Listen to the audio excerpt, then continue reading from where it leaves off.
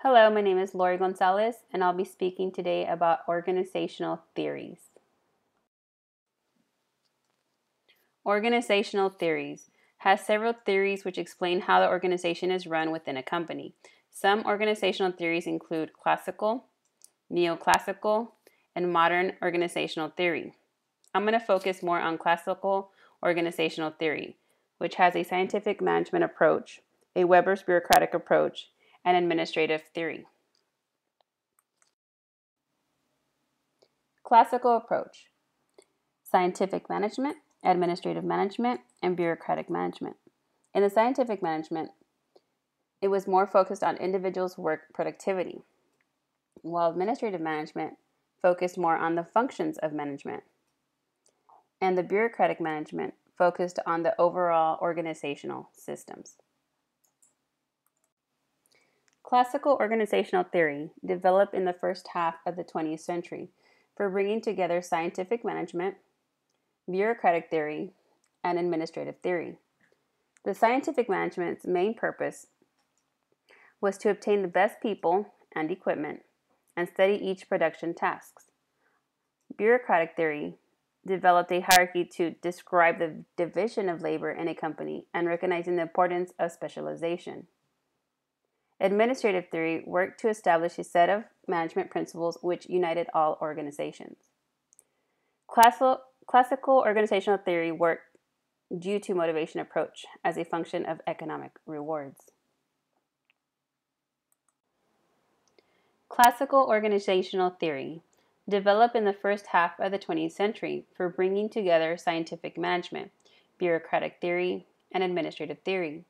Scientific management was the main purpose to obtaining the best people and equipment and study each production task. Bureaucratic theory developed more on describing the division of labor in a company and recognizing the importance of the specialization. Administrative theory worked to establish a set of management principles which united all organizations. Classical organization theory worked due to the motivation approach and as a function of economic rewards. The father of scientific management was Frederick Taylor. His 4 principles consisted of a scientific approach for each element of one's work. Second was to select, train, teach, and develop each worker.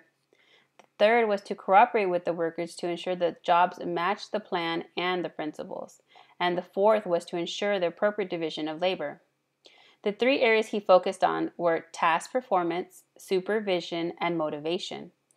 And the 2 managerial practices were incentive systems and time and motion study.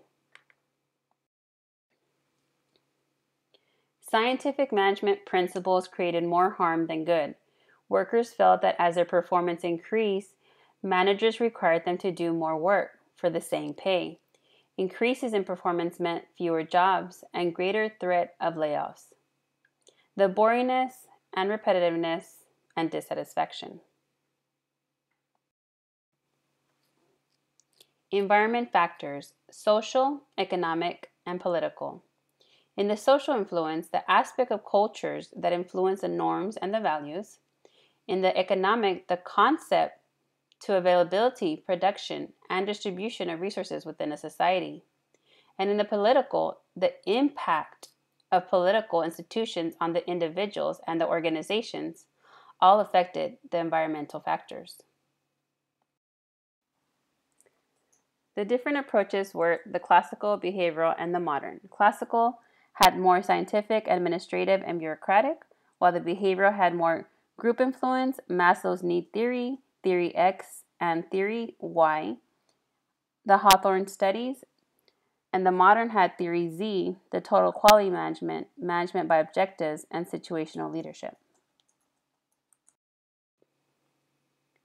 Bureaucratic approach, goal of control, was employee compliance, degree of formality, strict rules, and performance expectations. In employee compliance, elements of organizational structure included departments, span of control, centralization, and formalization. In the degree of formality, the compliance included laws, the processes, the policies, rules, regulations, and guidelines. Reward systems were based on incentives. This theory believes that the employees are motivated by the financial rewards.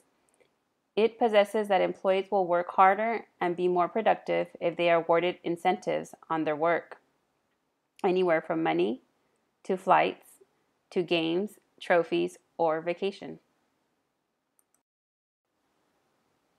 Performance expectations was either a four tall structure from top-down influence, where you had senior management, middle management, junior management, and then staff. Or you had the directed towards minimal levels of acceptance and performance, where you had the leader telling the employees. Performance expectations was a top-down influence, where on top you had senior management, then middle management, junior management, and staff. Or you would have management giving instructions for the team with disregard of employees' acceptance.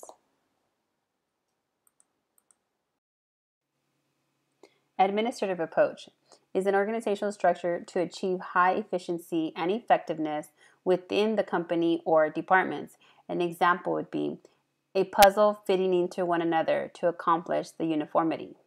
If changes occurred, administrative, like senior management or directors, would give the direction or the rules for the new changes. Balanced scorecard. Corporate performance management measure profits or losses, measures the vision, mission, and values, the goals and objectives, used strategy maps or action plans to achieve the goals or objectives. The balanced scorecard is a set of quantifiable measures derived from an organization's strategy map, contributing to the long-term success for the company. A balanced scorecard is a performance metric used in strategic management to identify and improve various internal functions of a business and the resulting external outcomes. It is used to measure and provide feedbacks to organizations, for perspectives: financial, customer, internal, and knowledge growth. Financial perspective: revenue, expenses, net income, cash flow, asset values. In the customer's perspective, the customer satisfaction, customer retention, market shares, brand strength. In learning or growth perspective, there is the employee satisfaction, employee turnover, employee skills, or employee education.